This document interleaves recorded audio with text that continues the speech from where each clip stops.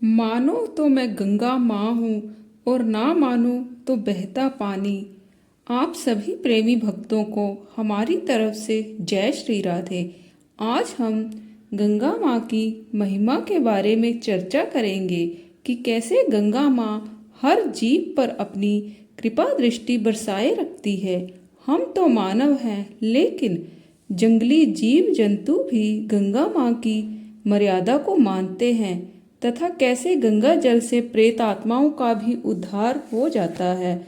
शास्त्रों में गंगा नदी के तट पर साधना, पुरस्चरण एवं अनुष्ठान का बहुत महत्व बताया गया है। गंगा नदी तट पर चलने वाले मंद मंद समीर और आध्यात्मिक परिवेश के कारण जब साधना में मन अधिक नहीं भटकता और शीघ्र ही शांत होने लगता है। शास्त्रों में गंगा नदी के तट पर और गंगा जल में खड़े होकर गायत्री जप या गायत्री अनुष्ठान की विशेष महिमा बताई गई है। यह बात शास्त्र पुस्तक पोथी में लिखी कोरी कल्पना नहीं, बल्कि प्रत्यक्ष एवं अनुभव गम्य है, जिसे कोई सामान्य व्यक्ति आज भी करके देख एवं समझ सकता है। गंगा तट पर बैठकर साधु संतों और महात्माओं ने ही नहीं, आम जनों ने भी गायत्री साधना से बहुत कुछ प्राप्त किया है। आज की कथा में हम गंगा जल से कैसे प्रेत आत्माओं का उद्धार होता है, इस पर चर्चा करेंगे। तो चलिए शुरू करते हैं। मेरा मूल निवास स्थान मांडलगढ़ अर्थात जिला भीलवाड़ा राजस्थान है। दुर्ग पर ही हमारी हवेली थी, जो अब प्राय खंडहर सी हो गई है। पिताजी सरकारी नौकरी में होने से मांडलगढ़ छोड़ चुके थे। हमारे दादा परदादा कृषक जमींदार थे, परंतु सत्य घटना लगभग 50 से 55 वर्ष पुरानी मेरे बाल्यकाल की है। हम परिवार सहित दिवाली पर मांडलगढ़ जाते थे। दिवाली के एक दिन पूर्व रात्रि जागरण होता था। दुर्ग पर एक जलाशय बना हुआ है, जो सागर के नाम से प्रसिद्ध है। इसमें लगभग 20,000 सीढ़ियां बनी होंगी। 12 महीने वह पानी से भरा रहता है। रात्रि जागरण में देवी देवताओं को स्नान कराने हेतु सागर से शुद्ध पानी लाना पड़ता था। मैं और मेरे स्वर्गीय पिताजी पानी लाने का पात्र लेकर सागर गए। संध्या समाप्त हो गई थी। कृष्ण पक्ष की रात्रि होने से अंधेरा हो गया था।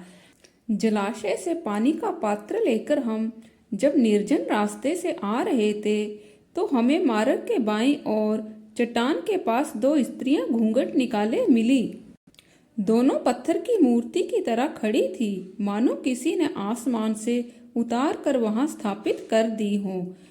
उनकी लंबाई औसत स्त्रियों की लंबाई से कुछ अधिक थी। हमें थोड़ा भय लगा। आसपास कोई न था। 4 कदम आगे चलकर जब हमने पीछे मुड़कर देखा तो दोनों गायब थी। पिताजी ने हनुमान चालीसा की वह चौपाई दोहराई, भूत पिशाच निकट नहीं आवे, महावीर जब नाम सुनावे। गायत्री मंत्र का मन ही मन जप किया।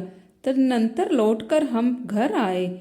जब हमने इस बात का जिक्र स्वजनों से किया तो ज्ञात हुआ कि चट्टान के पास खदान में कुछ वर्षों पूर्व 2 महिलाएं दबकर मर गई थी। उन्हीं की भटकती प्रेत आत्माएं कभी कभी सशरीर दिखाई दे जाती हैं। इस घटना के बाद वे स्त्रियां पुनः हमें स्वप्न में दिखाई दी और बोली, भैया हमारा उद्धार कर दो, हम प्रेत योनि में दुखी हैं।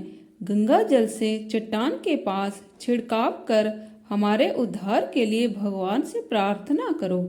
तदनंतर मैंने एवं अन्य परिजनों ने चट्टान के पास गंगा जल का छिड़काव कर वहां दीपक जलाकर उन प्रेत आत्माओं के उद्धार के लिए भगवान से प्रार्थना की एवं अन्य धार्मिक कृत्य किए।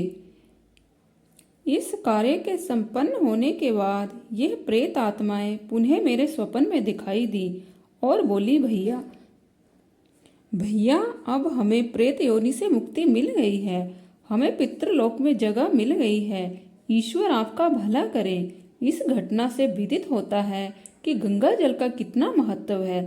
ये मानव ही नहीं पर लोकगत आत्माओं को भी शांति प्रदान करता है। तो भक्तों आज के लिए बस इतना ही। कल फिर आपसे भेंट होगी, तब तक के लिए जय श्री राधे।